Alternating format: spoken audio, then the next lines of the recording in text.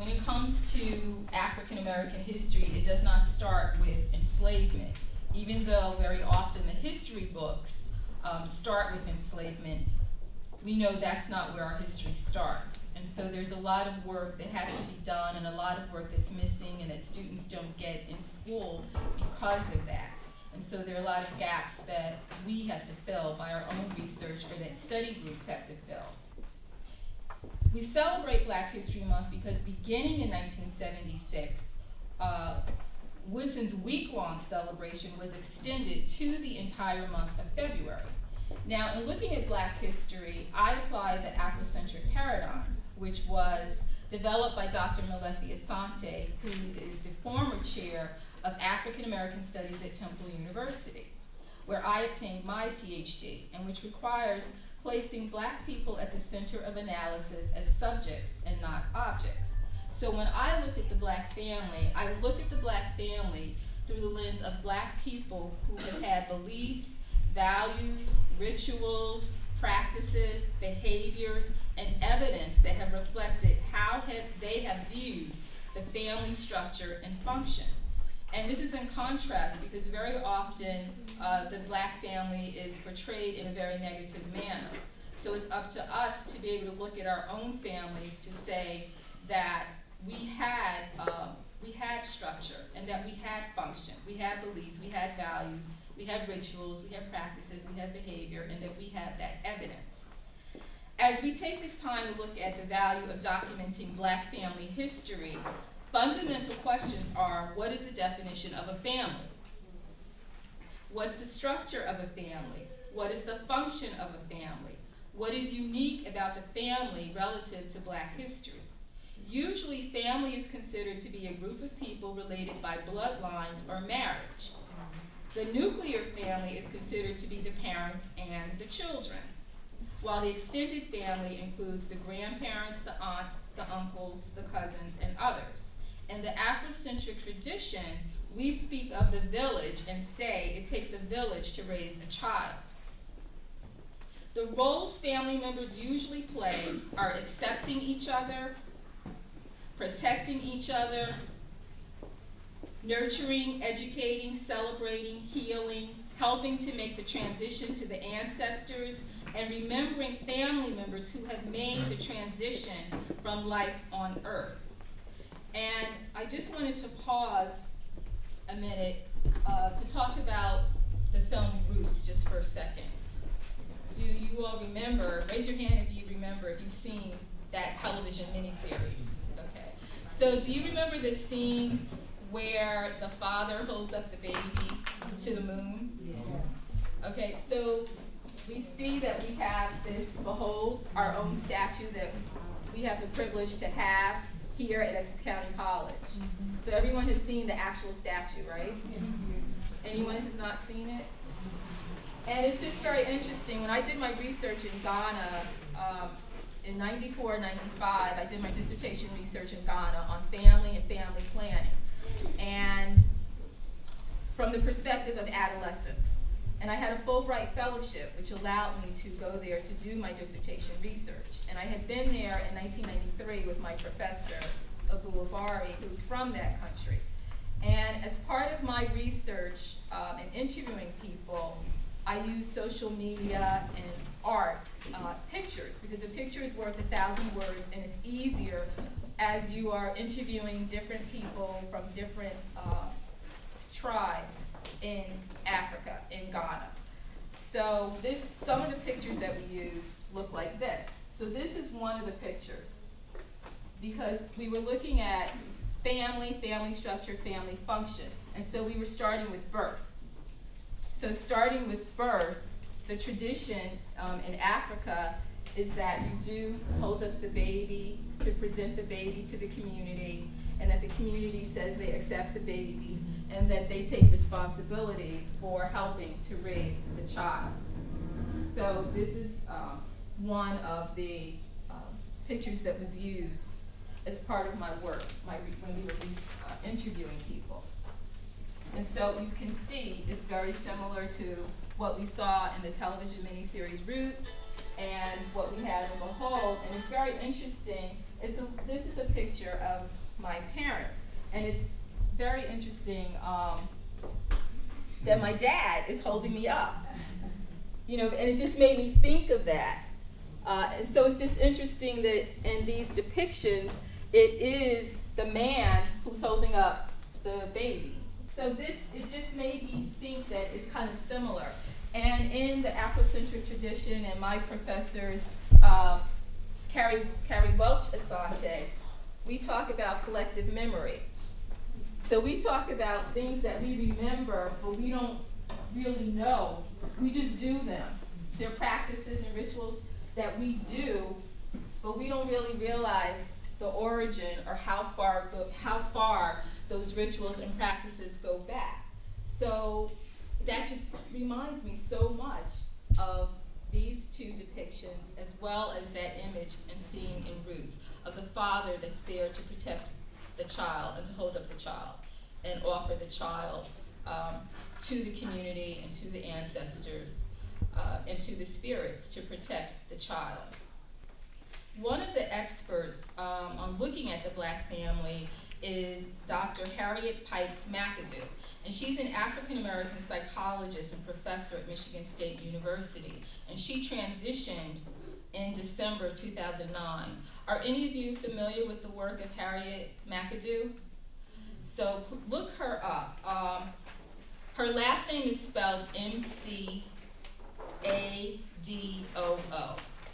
and she is the expert on the Black family. And I had the fortune, she was at Michigan State University, she was a professor there, and I worked there for 3 years. And every October there's a conference called Black Religion and Spirituality. And so I had the fortune of being able to take a photograph with her, and she passed in December. So, and it was also some other scholars were in the photo. So I was so glad that I was able to have that photograph of her, and that I had the opportunity to meet her while I was working at Michigan State University, because she's someone that I studied when I was in graduate school. So I would like you all to look up her work in terms of looking at the Black family as we're talking about the value of documenting the history of the Black family. In the Afrocentric paradigm, when we speak of the Black family, we know we're talking about people who exist all over the globe, and we refer to that term as diaspora. So the dispersion of Black people. And we know that their roots originate in Africa, and that people actually came to America as explorers and traders before enslavement occurred. And so one example, you could look at the work of Ivan Van Sertima, who wrote They Came Before Columbus, The African Presence in Ancient America. He was a broadcaster, a literary critic, a linguist, an anthropologist. He was from Guyana, South America, and he attended the School of Oriental and African Studies in London and Rutgers Graduate School. And one thing I will say about him and about his work is that very often, whenever someone is depicted, someone of color or someone Black is depicted in a positive light or having history before enslavement, it's very controversial. So his work is controversial work. So there are people who will dismiss his work. Just like there are people who, if you say something positive about Africa or say something positive about Egypt, which was called Kemet, then they're very dismissive. However, if people say the Greeks, then people don't think about challenging it. But when we talk about Kemet, then all of a sudden it's like their minds just cannot accept that people in Africa achieved, for example, science.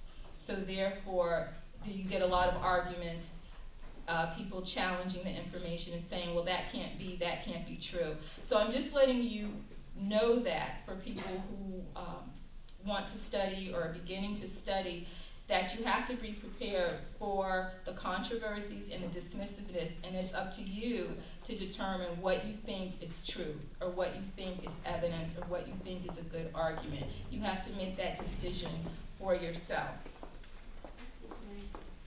Ivan Van Sertima. And He was born in 1935 and he passed in 2009. Now, the reason we know that before the dispersion, our roots were in Africa and that families were separated in part because of enslavement at the hands of other, and before being chained and placed in ships for the Middle Passage from the continent of Africa across the Atlantic Ocean to places such as South America, the Caribbean, and North America, as well as other places. In fact, a famous ABC television miniseries of 8 episodes aired in January 1977, and that was viewed by millions, and that is Roots. And it was based on the novel called Roots, the Saga of an American Family, published in 1976, authored by Alex Haley. And he passed in 1992 at the age of 70. He researched his family's lineage from the US back to Gambia, Africa. Now again, you'll hear about controversies about the book. You know, was it fiction? Was it fact? Was it plagiarized? And so what I found is that there was a settlement that he made with another author named Harold Portlander, and it was about a passage in his novel, and that Harold Portlander said that the passage was based upon his work. So you can know that. So if someone tries to be dismissive of Roots and the work of Alex Haley, you can know that there was one settlement and it was based on one passage. So then you can determine, do you think that his work was a work of plagiarism or not? Also, the television miniseries had a sequel, and it was called Roots, The Next Generation, and it aired in February 1979. And both of those TV series inspired many, many African Americans to research their family's genealogy and attempt to discover their African roots. Note that, as an aside, Alex Haley is the author of what other famous book? The Autobiography of Malcolm X. So he published that book in 1965. Now, we're ready for the handout to see what ideas you have, so refer back to the handout that I gave you. Now, in reflecting upon family, people see documents as a means for tracing family history, family lineage, and family roots. The motivation for tracing family history may be curiosity about kinship and geographic locations and origins. The motivation may be the need for medical information. The motivation may be the need to locate properties such as land. When we conceptualize family documents, 3 main considerations are events, records, and location. Tell me, what events are of interest to you in terms of your family history? Medical. Medical history, my family. Okay, also the celebration of traditions within the family. So original traditions. The separation of information. Separation of information. What else is of interest? Births. What records do you have? You have photographs, birth certificates, Death certificate. death certificates, Marriage certificate. marriage certificates, Videos. newspaper, video, Oral. the oral tradition, baptism records, gravestones, deeds. Okay, very good, very good. Let's see, okay, what types of events are of interest? Birth, baptism, birthdays, burial, death, education, employment, family reunions, graduations, marriage, migration. And just looking at migration, there's a very popular book out now called The Warmth of Other Suns by Isabel Wilkerson. How many have read her book? Excerpt. Okay. All right. So it's a very popular book talking about migration. And the reason that she named it The Warmth of Other Suns is because Richard Wright had a poem called The Warmth of Other Suns. And this is what Richard Wright wrote. I was leaving the South to fling myself into the unknown. I was taking a part of the South to transplant in alien soil, to see if it could grow differently, if it could drink of new and cool rains, bend in strange winds, respond to the warmth of other suns, and perhaps to bloom. So this is how Richard Wright saw migration. And families traveled at that time from the South, trying to get away from segregation, Jim Crow, sharecropping, and looking for a better life in the North. And so that would inform our research in terms of looking at family history, knowing that the family migrated from the South to the North, and that Chicago was one of the main destinations. But also we know Michigan was a destination.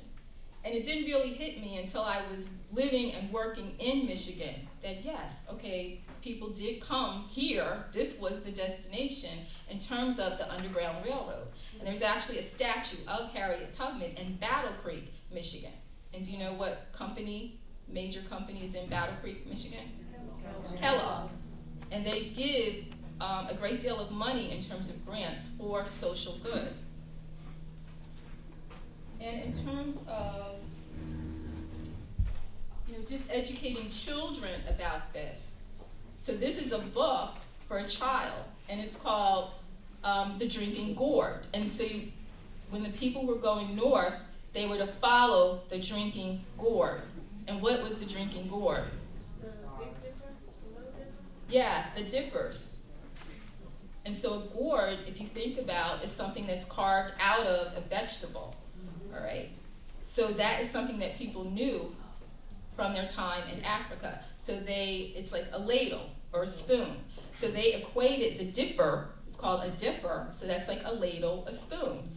So when you're following the North Star, which is on the dipper, and so there was the saying, follow the drinking gourd. And so this is a book that you can easily pick up at a bookstore, or I actually got this from a bookstore in Montclair. So any bookstore or from our vendors, to make sure that we really consider picking up these books so that we can read them to young children and educate them about their history.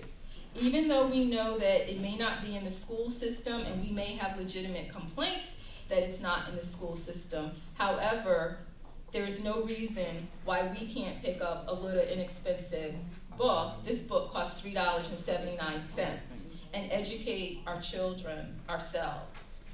Or, for example, this is another children's book. So this is about Alvin Ailey. So it's just another example of how we can get these little books and educate children. This book was $4.95. And so that they can have some books that are their own, that they own, that they keep. They don't have to worry about someone getting it for them, buying it for them, a school system. They don't have to worry about going to the library. They can start to learn to build up